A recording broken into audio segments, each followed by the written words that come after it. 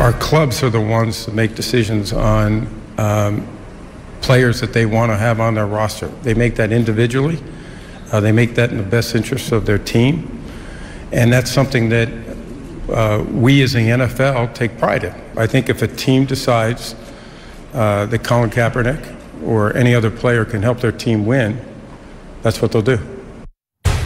Okay, Shannon, what is your reaction? Skip, you know I don't believe there's anyone that's been in the media that's been more supportive of Roger Goodell than I have. I've gone to bat for him on several occasions, but this is where I separate from him. He's got to miss me with this. And I understand why Commissioner Goodell is saying what he said, because he's still a part of the lawsuit that Colin Kaepernick has going on against the NFL. But it's hard for me to believe, Skip, and let me just name a few names. Josh Johnson, who last threw a pass in 2011, started games this year. Mark Sanchez, Nathan Peterman, Matt Barkley, Cody Kessler. It's hard for me to believe, and I think any rational, prudent fan that watches the game of football can honestly say those guys are better than Colin Kaepernick. Commissioner Goodell is acting like Colin Kaepernick is saying, I need to be a starter. But no one will even give him an opportunity to bring him in and have him throw in shorts and t-shirt against air. You bring him in and you just sit him down and talk about what's going on. You talk about what's his life. You don't ask him anything about X's and O's. Come on, Commissioner. Don't insult our intelligence. And I get it. He can't say, but we know. And they said, well, you can't have a team and have two systems. Did Lamar Jackson run the same plays as Joe Flacco? Okay, what about Marcus Mariota, Skip? He's the starter in Tennessee. His backup is Blaine Gabbert. You can't get two more polar opposite at the quarterback position than that. Now, it was reported last May, Yahoo broke a story that the NFL ordered a focus group, and they asked him a lot of questions about Colin Kaepernick. And like a lot of things, Skip, in our society today in America, it came down racial lines. And I believe this is the reason, and the only reason, the NFL did not punish players that kneeled or did some type of gesture during the playing of the national anthem, because it came right down racial lines. The white America thought Colin Kaepernick and those that protested during the anthem should be punished.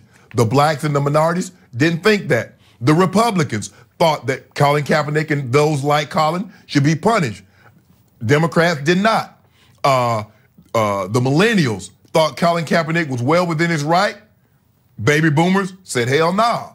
So what we're seeing, Skip, is that this is not about the team. They did their homework on this.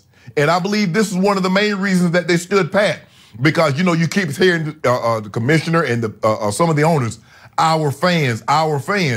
But I think what they realize that they have black fans. And they buy member paraphernalia, and they go to games, and they buy hot dogs, and they support their teams just like their counterparts. And I believe this is the only reason that the NFL stood pat and didn't dole out punishment. But for Commissioner Goodell to stand up there and look into a camera and speak into a mic and say teams are basing their decision solely on who can help them win games, he's being disingenuous. As you know, I'm a baby boomer who said hell yes to Colin Kaepernick. Was I surprised by what the commissioner said? Yeah, no, I was not. This has become the annual right of his State of the Union. He gets asked, it almost feels like a planted question about Colin Kaepernick, and he gives the same answer. Don't blame me, don't look at me, it's the teams. If they don't want him. Skip, before you go any further, think about it. We've had 3 Super Bowls since Colin Kaepernick has last played. Yep. This is gonna be a continuing theme, Skip. Good, yeah. Like it. Right. And yet, I know what the teams will say. Well, Cap gave him a small excuse because, unfortunately, he got stuck in his last year as a starter on a bad football team in San Francisco. And he went 1-10 as the starter on that team, but he had 16 touchdown passes to only 4 interceptions.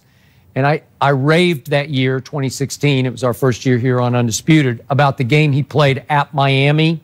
They lost it 31-24 at the end, but he was great. He had a QBR of 82 that day, threw for 296 and 3 touchdowns, and ran it for 113 yards.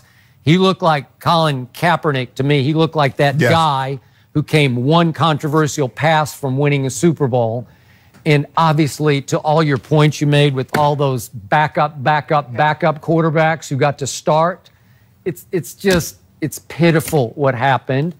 We know what happened. It's a very sad story what happened because this man threatened most of the owners' bottom lines. There were a few owners who were with him, but I think vast majority against him just because he was such a threat. But Shannon, it's a sad story with a great silver lining that gleams from sea to shining sea because Colin Kaepernick had dramatic, resounding, lasting impact as a social justice crusader.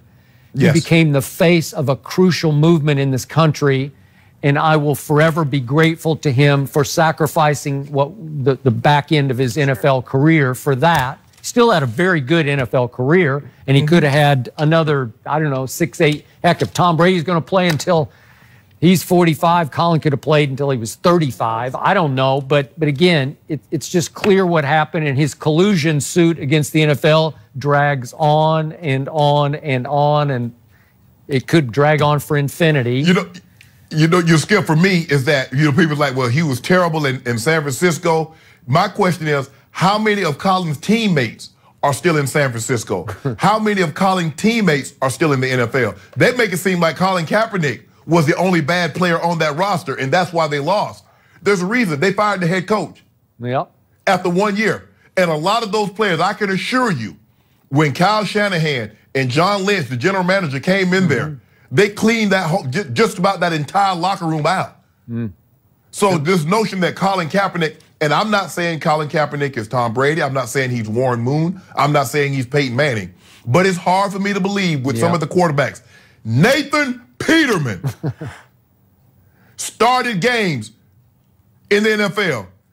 Mark Sanchez, Skip, this is ridiculous. This is ridiculous. And we're not saying bring him in and now he's the de facto starter. But for no one, Skip, we've seen guys have and Colin Kaepernick didn't do anything, but we've seen guys have checkered past, and they get an opportunity to play again. And that's what and all I'm saying is that you're not going to bring the guy in and just let him throw against there to see, yeah, we brought him in, but nah, we don't think he have it anymore. But you saying that from a distance. You haven't even brought the guy in. You haven't even brought him in to talk X's and O's and put him up on the whiteboard. And I will finish this off with one quick trivia note. That year that Colin was the starter in San Francisco, 2016, he did win one game. Guess where it was? Here in Los Angeles against the Rams, coached by Jeff Fisher, quarterback by Jared Goff, who threw for a grand total of 90 yards in that game and lost to Colin Kaepernick, just for point of order. Wow. Well, it is shocking when you list off all those names, Shannon. It doesn't get any easier to hear those words from the commissioner. But coming up, we're going to go back to the NBA. And good news, Michael Rappaport is here. So that ain't no good news. I'm bracing myself. We're going to talk LeBron.